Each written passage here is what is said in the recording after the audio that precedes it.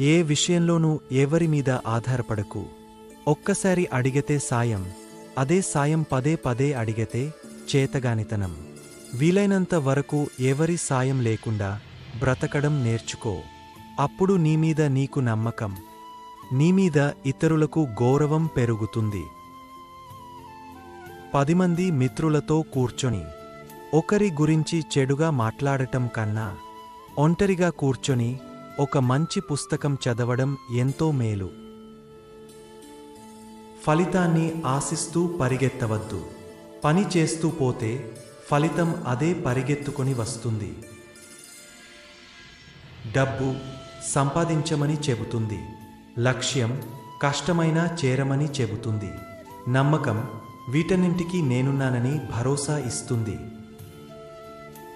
బ్రతుకంటే భయం లేకపోయినా పరువాలేదు, కానీ బాధ్యత మాత్రం ఉండాలి.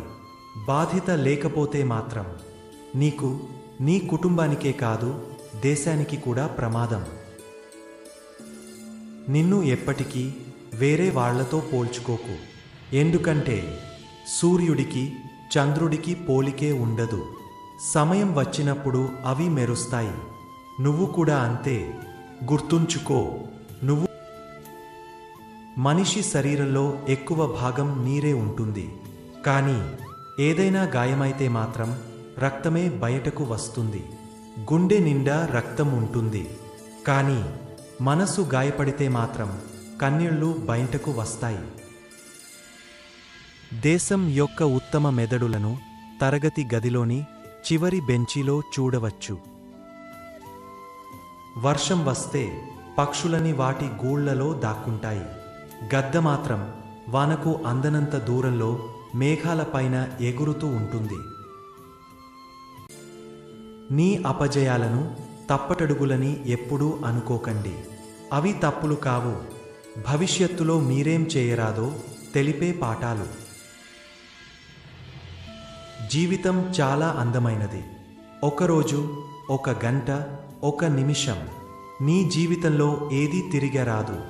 ద్వేషాలు, వాగ్వాదాలు వద్దు. ప్రతి ఒక్కరితో నవ్వుతూ మాట్లాడు. ప్రతి టీచరు ఒకప్పుడు విద్యార్థే, ప్రతి విజేత ఒకప్పుడు ఓడినవాడే, ప్రతి నిపుణుడు ఒకప్పుడు ప్రారంభికుడే. కానీ అందరూ దాటి వచ్చింది నేర్చుకోవడం అనే వారధినే.